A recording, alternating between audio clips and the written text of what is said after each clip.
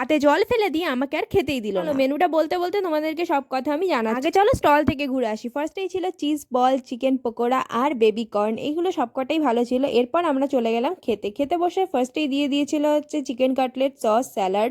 Chicken কাটলেটটা ভালোই লেগেছিল, আমি তো আরেকটাও নিয়েছিলাম। চলে এলো কড়াইশুটির কচুরি, তার সাথে স্টাফ আলুর দম। স্টাফ আলুর দমটা দারুণ ছিল, আমি ফার্স্ট টাইম খেয়েছিলাম, আমার দারুণ লেগেছিল। আর তাছাড়াও চিকেন কাটলেটের সাথে যে কাসন্দি দেওয়া চাটনিটাও আমার দারুণ লেগেছিল, সেটাও আমি চেয়ে নিয়েছিলাম। আর দিশাও চেয়েছিল আমার দেখা দেখি, কিন্তু ওকে না দিয়েই চলে গেছিল। এরপরে ভাত, ভেজ ডাল আর ঝুরি আলু ভাজা, যে তিনটের একটাও আমি নিই। আর তারপরে ছিল স্টিম কাতলা, যেটাকে আমি নিয়েছিলাম, মোটামুটি ভালোই ছিল, খারাপ ছিল না। আর তারপরে পড়ে গেল পোলাও আর চিকেন। এর সাথে চিকেনের পিসটা দেখছো, এটা নিয়েই ও খেলাখেলি করতে করতে আমার পাতের মধ্যে জল ঢেলে দিয়েছে, আমার খাওয়াটা পাংচার করে দিয়েছিল। আমার পাতের অবস্থা দেখে তোমরা বুঝতেই পারবে।